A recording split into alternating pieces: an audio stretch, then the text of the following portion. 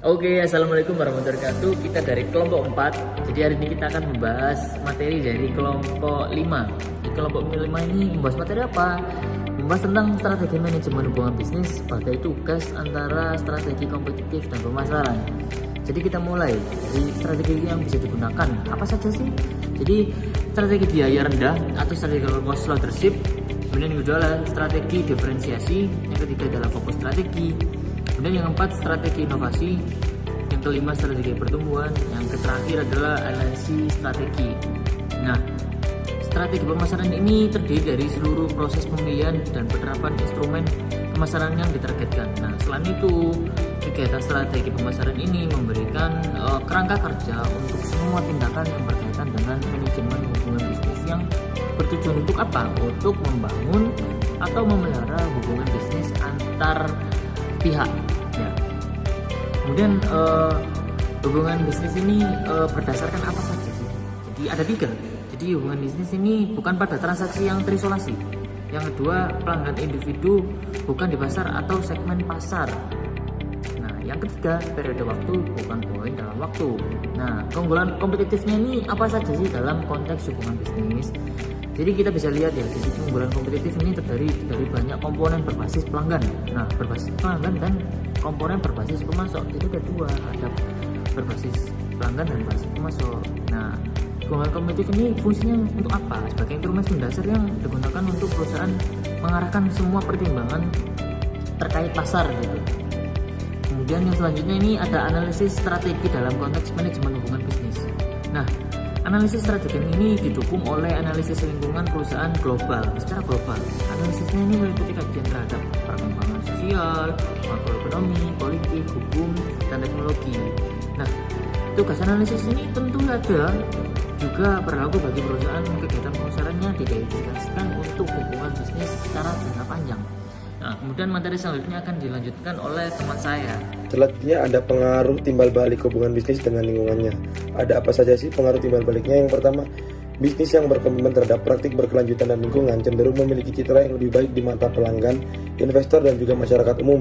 Yang kedua, meskipun implementasi praktik berkelanjutan mungkin memerlukan investasi awal, jangka panjangnya dapat menghasilkan keuntungan finansial. Yang ketiga, bisnis yang memprioritaskan keberlanjutan dapat memiliki akses yang lebih baik ke dalam pasar baru atau segmen pelanggan yang lebih besar nantinya. Selanjutnya ada strategi komunikasi untuk mengakhiri hubungan bisnis. Yang pertama, strategi tidak langsung. Seperti apa sih itu strategi tidak langsung? Strategi yang tidak secara eksplisit mengkomunikasikan keinginan untuk mengakhiri hubungan bisnis kepada mitra, namun sebaiknya mengubah perilaku pemasok sedemikian rupa sehingga terlihat jelas oleh mitra. Yang kedua, strategi langsung. Untuk mengakhiri hubungan bisnis, objek yang ingin dikomunikasikan penghentian hubungan bisnisnya dilakukan secara eksplisit. Selanjutnya kita masuk ke dalam 3 peran penting mengenai hubungan bisnis paralel. Yang pertama yaitu memprioritaskan pelanggan atau hubungan bisnis ketika terjadi kemacetan sumber daya. Dan yang kedua, perlindungan terhadap nilai-nilai spesifik hubungan. Dan yang ketiga, hubungan mengenai salah satu atau hubungan bisnis. Next, jaringan perusahaan sebagai bagian dari hubungan bisnis. Mengambil peran yang semakin penting, hubungan pelangganannya, jaringan mitra memiliki 2 fungsi utama bagi perusahaan pemasok. Yang pertama, berdampak pada kapasitas inovasi perusahaan, dan yang kedua, jaringan secara signifikan mempengaruhi kemampuan pemasok untuk membangun hubungan bisnis di pasar yang tidak diketahui. Next, kemitraan untuk inovasi.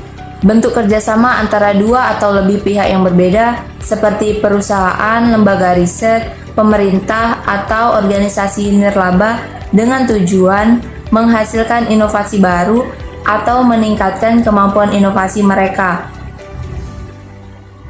Next, aspek pasar. Bentuk kerjasama antara 2 atau lebih entitas, bisnis atau organisasi dengan tujuan untuk memasuk pasar baru atau memperluas jangkauan mereka di pasar yang sudah ada. Adapun aspek penting yang harus dipertimbangkan yaitu 1. Pemilihan mitra yang tepat, 2. Distribusi dan penjualan, 3. Pengelolaan lokal, 4. Sumber daya finansial, 5. Lisensi dan izin, 6. Pemasaran bersama, 7. Keberlanjutan, 8. Evaluasi dan pengukuran kinerja, 9. 9. Kepemilikan dan bagi hasil. Dan yang terakhir, pemecahan masalah. Sekian dan terima kasih.